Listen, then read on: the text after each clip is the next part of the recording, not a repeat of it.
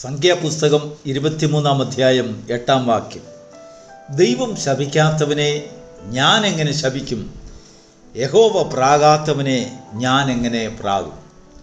ദൈവത്തിൻ്റെ പരിശുദ്ധ നാമം ഈ മനോഹരമായ പ്രഭാതയാമത്തിൽ മഹത്വപ്പെടുമാറാകട്ടെ. പ്രഭാത വചനം ശ്രവിക്കുന്ന എല്ലാ ദൈവമക്കളെയും സ്വർഗത്തിലെ ദൈവം ധാരാളമായി അനുഗ്രഹിക്കുമാറാകട്ടെ.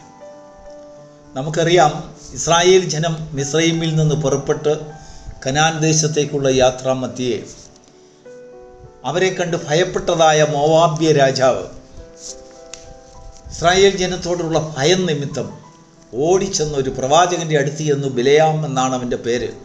ആ ചരിത്രമൊക്കെ നമുക്കറിയാം. അവനോട് പറഞ്ഞു, മിസ്രയീമിൽ നിന്നും ഒരു കൂട്ടം ജനം കടന്നു വന്ന് ഈ ഭൂതലത്തെ മുഴുവനും ഒരു പുതപ്പ് കൊണ്ട് മൂടുന്നത് പോലെ മൂടിക്കളയും. ഞങ്ങൾക്ക് അവരെക്കുറിച്ചുള്ള ഭയം ഞങ്ങളുടെ മേൽ വീഴുന്നു. ഞങ്ങളെ വിഴുങ്ങിക്കളയും അവർ. ഓടി വരൂ, ഞങ്ങളെ സഹായിക്കൂ, അവരെ ശപിക്കുക. നിനക്കെന്ത് വേണമെങ്കിലും ഞങ്ങൾ തരാം എന്നുള്ളതായ ആ വാഗ്ദാനത്തോടു കൂടി കൊണ്ടുവന്നതായ ആ ബിലയാം പ്രവാചകൻ, അവൻ ഈ ജനത്തെ കണ്ടുകൊണ്ട് തന്നെ വിളിച്ചുകൊണ്ടുവന്ന മോവാബ്യ രാജാവിനോട് ചോദിക്കുന്ന ചോദ്യമാണ് നമ്മൾ വായിച്ചത്.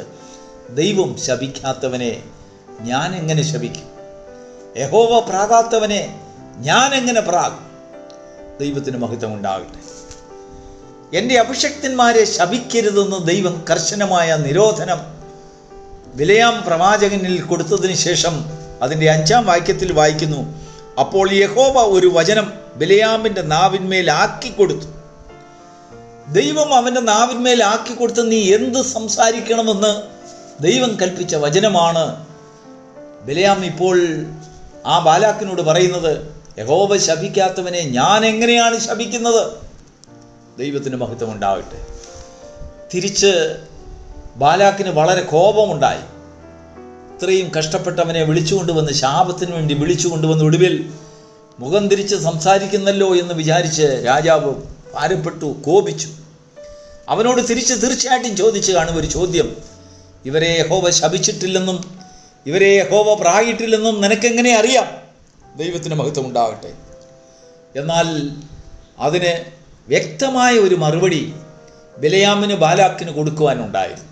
ആ മറുപടിയാണ് ഇന്ന് പ്രഭാതത്തിൽ ദൈവത്തിൻ്റെ ആത്മാവിന് നമുക്ക് സന്ദേശമായി തരുന്നത്. എന്താണ് ആ മറുപടി എന്നറിയാമോ?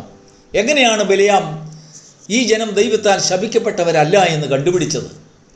9 വാക്യത്തിൽ ബിലയാം അത് തുറന്നു പറയുകയാണ്. ഇങ്ങനെ വായിക്കുന്നു, ശിലാഗ്രങ്ങളിൽ നിന്ന് ഞാൻ അവനെ കാണുന്നു, ഗിരികളിൽ നിന്ന് ഞാൻ അവനെ ദർശിക്കുന്നു. In English, from the top of the rock I see him, from the hills I behold him. ഒരു പാറയുടെ അഗ്രത്തിൽ നിന്നപ്പോൾ ഞാൻ ഈ ജനത്തെ കാണുന്നു. അവർ ശപിക്കപ്പെട്ടവരല്ല, അനുഗ്രഹിക്കപ്പെട്ടവരാണ്.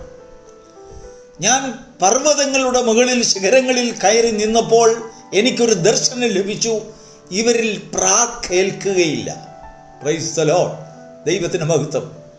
പ്രിയപ്പെട്ട ദൈവത്തിൻ്റെ മക്കളെ, നമ്മൾ എപ്പോഴെങ്കിലും മറ്റുള്ളവർ പ്രാഗിയെന്നോ ശപിച്ചുവെന്നോ, ഒരു ശാപമാണ് നിൻ്റെ വീട്ടിൽ നിൽക്കുന്നത്, നിൻ്റെ കുഞ്ഞുങ്ങളിന്മേൽ, നിൻ്റെ കുടുംബത്തിന്മേൽ, നിൻ്റെ കൂട്ടായ്മയുടെ മേൽ, നിൻ്റെ ആത്മീക ജീവിതത്തിന്മേൽ, നിൻ്റെ ജോലിയിന്മേൽ, നിൻ്റെ വരുമാനത്തിന്മേൽ, നിൻ്റെ ശാരീരിക സൗഖ്യത്തിന്മേലൊക്കെ ഒരു ശാപം നിലനിൽക്കുന്നു, ഒരു പ്രാക്ക് നിൽക്കുന്നു എന്ന് നീ എപ്പോഴെങ്കിലും ഭാരപ്പെടുന്നുണ്ടെങ്കിൽ, പ്രയാസപ്പെടുന്നുണ്ടെങ്കിൽ, ദൈവത്തിൻ്റെ ആത്മാവ് ഈ പ്രഭാതത്തിൽ നിന്നെ ക്ഷണിക്കുകയാണ്. എങ്ങോട്ടാണെന്നറിയാമോ?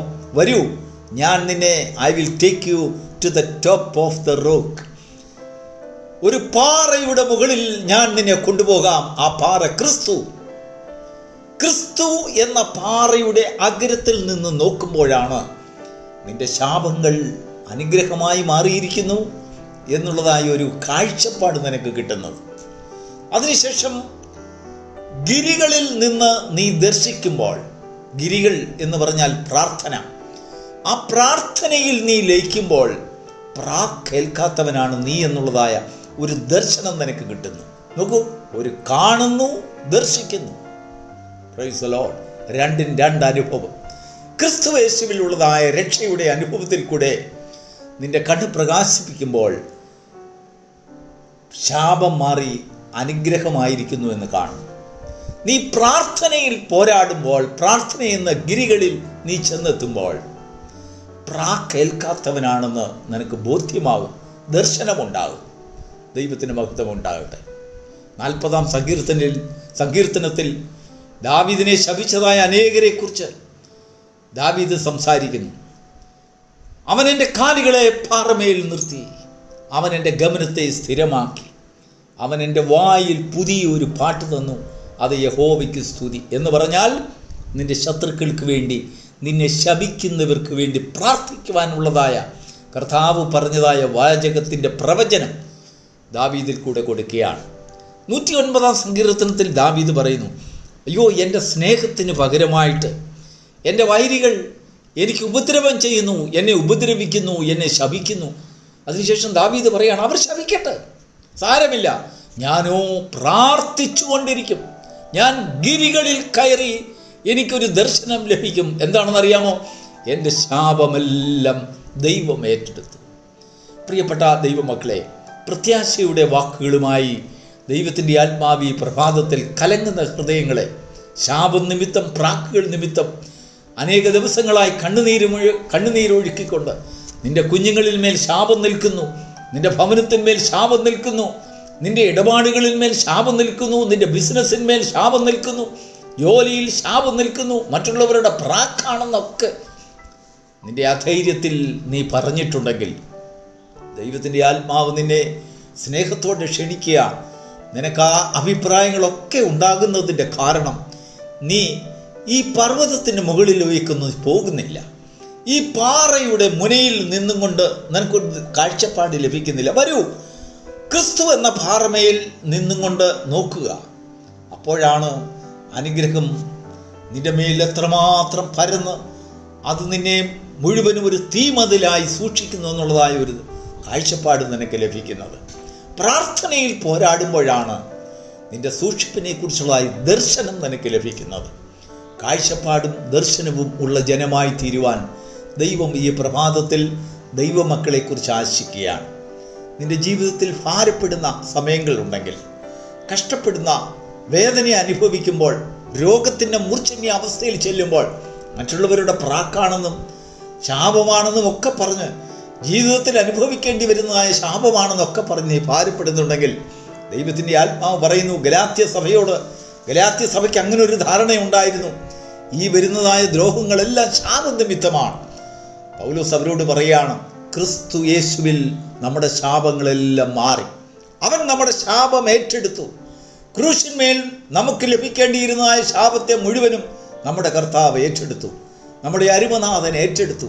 അവൻ ജയോത്സവം കൊണ്ടാടി നമുക്ക് വേണ്ടി ശാപം മാറ്റി അനുഗ്രഹം വന്നിരിക്കുന്നു എന്നുള്ളതായ ഒരു ഡിക്ലറേഷൻ, ഒരു പ്രഖ്യാപനം നമ്മുടെ ജീവിതത്തിൽ വരുത്തി തീർത്തത് നാം ഏറ്റുപറയുന്ന നമ്മുടെ കർത്താവായ യേശു ക്രിസ്തു മുഖാന്തരമാണ്. ആ ക്രിസ്തു എന്ന പാറയിലേക്ക് ഒന്ന് വരിക. ബിലെയാമിനോട് ബാലാക്കും പ്രഭുക്കന്മാരും ചോദിച്ചത് ചോദ്യം നിനക്ക് എങ്ങനെ മനസ്സിലായി ഇവർ അനുഗ്രഹിക്കപ്പെട്ടവരാണ്?